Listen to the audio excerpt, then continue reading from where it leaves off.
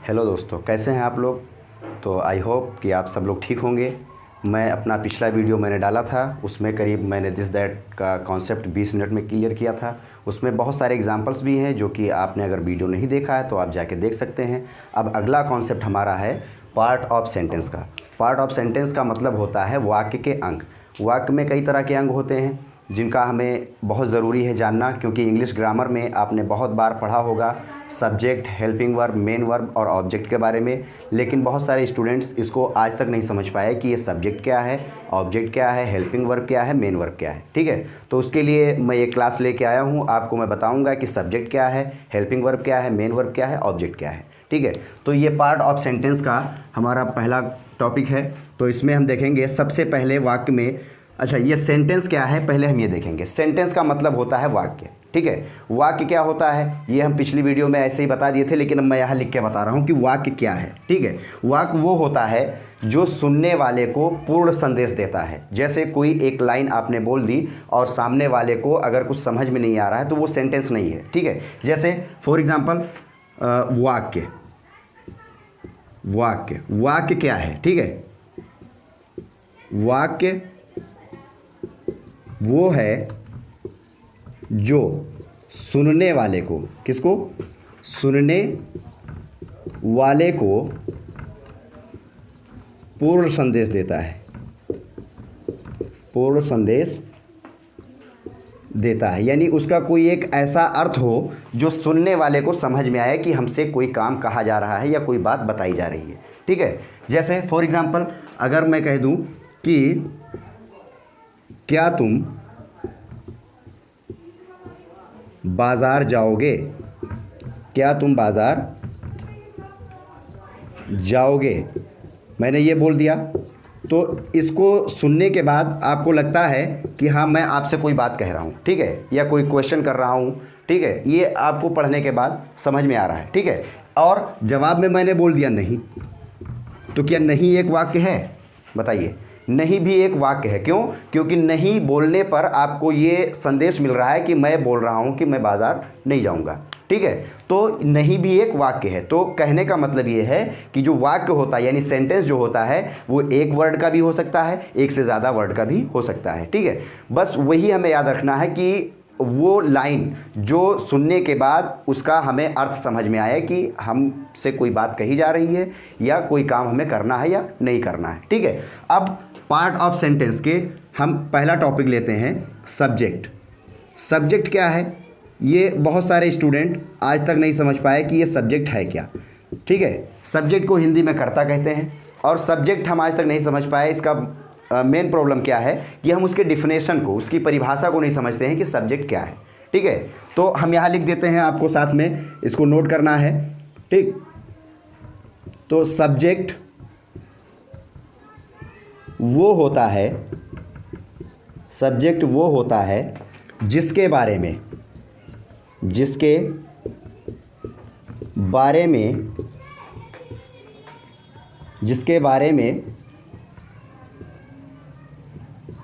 वाक्य में बात हो रही हो,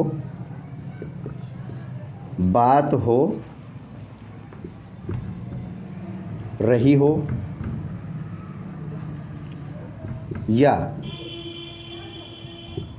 वो कोई काम कर रहा हो, कोई काम यानी कि क्रिया कर रहा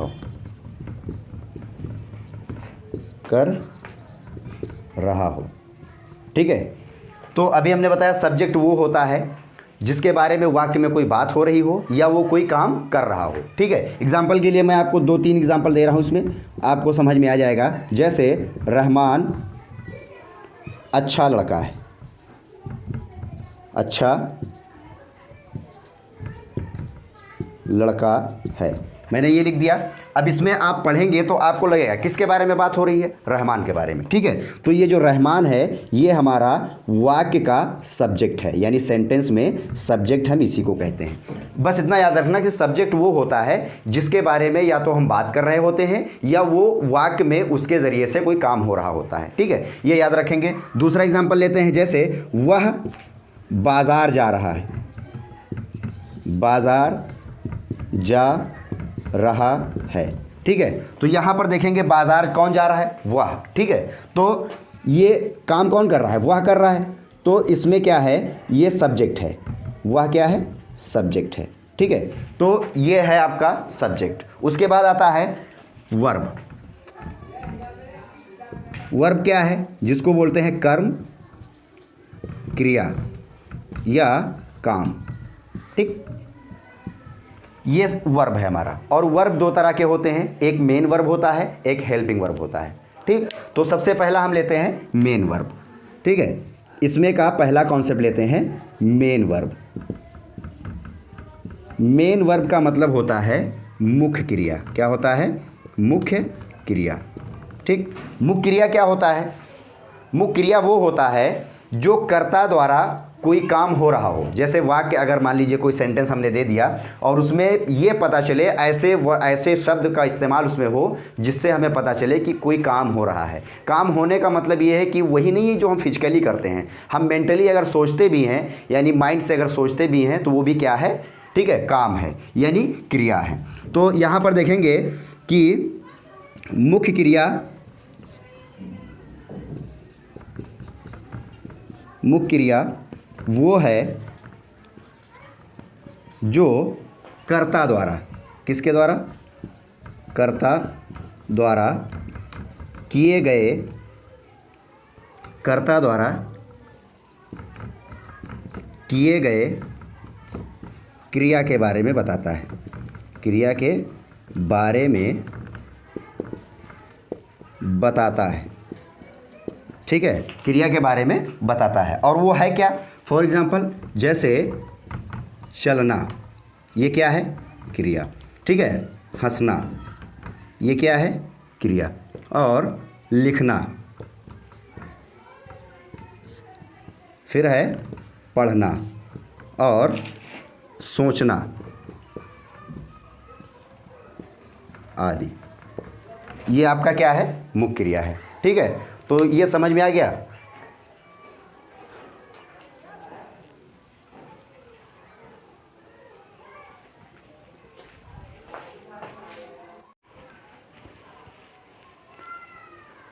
तो अब देखते हैं पार्ट ऑफ सेंटेंस में हमारा तीसरा कॉन्सेप्ट आता है हेल्पिंग वर्ब का। तीसरा हेडिंग है हेल्पिंग वर्ब का। तो हेल्पिंग वर्ब क्या है, सहायक क्रिया। सहायक क्रिया वो होता है जिनसे हमें मुख्य क्रिया की अवस्था या समय काल के बारे में पता चलता है। ठीक है, मुख्य क्रिया की अवस्था, मुख्य क्रिया तो आपने पढ़ा, उसकी अवस्था के बारे में या तो पता चलता है और या फिर हमें समय काल के बारे में पता चलता है, यानी उन शब्दों को पढ़ने के बाद। अब उसका एग्जाम्पल क्या है, समय काल क्या है, समय काल मतलब जो समय होता है कि जो इस समय समय चल रहा है या क्या है। समय तीन तरह के होते हैं, तीन तरह के होते हैं, प्रेजेंट होता है और पास्ट होता है और फ्यूचर होता है।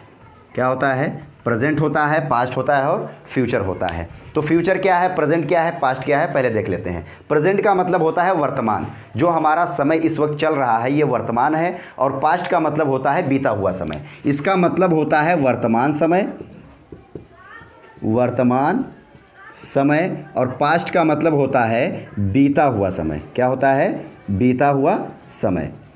और फ्यूचर का मतलब होता है भविष्यकाल, यानी कि आने वाला समय।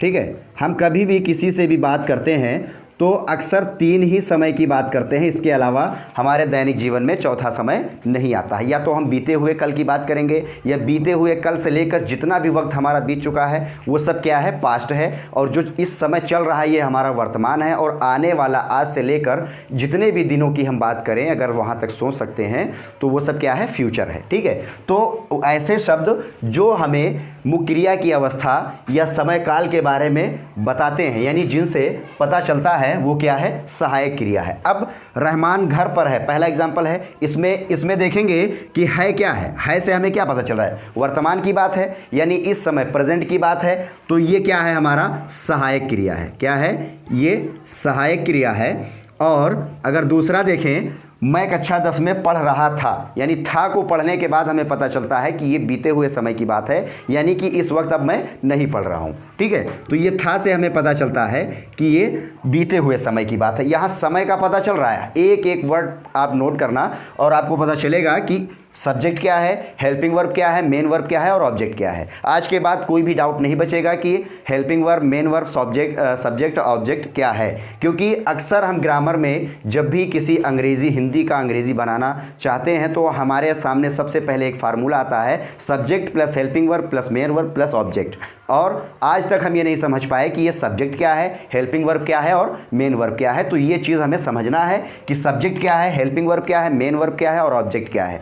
तो हेल्पिंग वर्ब आपके समझ में आ गया होगा। और यहाँ पर तीसरे एग्जाम्पल को पढ़ने पर हमें यह पता चलता है वह बाज़ार जाएगा, यानी कि न तो वो बाज़ार गया है न जा रहा है, वो बाज़ार जाएगा, यानी आने वाले वक्त की बात है, यानी फ्यूचर में है। तो यहाँ पर गा एक ऐसा शब्द है, इससे हमें पता चल रहा है कि ये आने वाले समय की बात है। तो इन शब्दों से हमें पता चल जाता है कि जो वाक्य है, यानी जो बात है, वो कौन से समय की है। अगर ये शब्द ना हो तो हमें पता नहीं चलेगा कि बात कौन से समय की है। तो इसमें जो जाएगा, यानी जाना के साथ, मुख्य क्रिया के साथ इसमें गा जुड़ा हुआ है, तो ये हमारा क्या है, सहायक क्रिया है। क्या है, सहायक क्रिया है।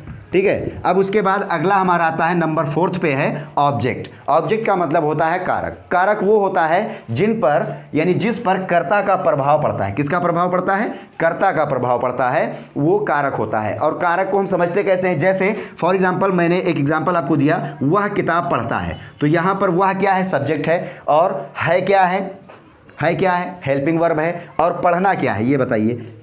पढ़ना है मुख्य क्रिया, क्या है, यानी मेन वर्ब। क्या है, मेन वर्ब। अब इसके बाद वह पढ़ता है, क्या पढ़ता है, किस चीज़ पर उसका प्रभाव पड़ रहा है, किताब पर।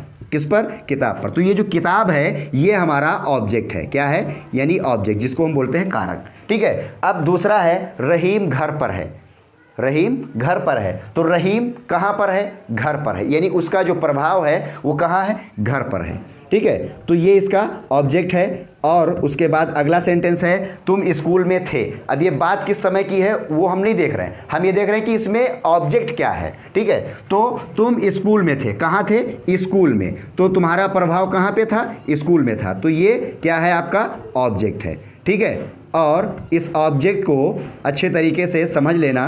Subject, helping verb, main verb plus object को अच्छी तरीके से समझने के बाद आपको जब आगे बताया जाएगा कि अंग्रेज़ी ग्रामर में किसी भी नियम को हम कैसे अप्लाई करते हैं। अभी इसके बाद आप सिंपल सेंटेंस में इसको पढ़ने से पहले, सिंपल सेंटेंस को पढ़ने से पहले मैं आपको ये बता रहा हूँ इसलिए क्योंकि सिंपल सेंटेंस जब हम बताएंगे तो उसमें is, am are, was, were, has, have, had, ये सारी चीज़ें आती हैं। और हाँ, हेल्पिंग वर्ब में एक चीज़ याद रखना, हेल्पिंग वर्ब टेंस के अनुसार, टेंस व समय के अनुसार, किसके अनुसार, टेंस के अनुसार, यानी हिसाब, टेंस के हिसाब से, ठीक है, प्रयोग किया जाता है।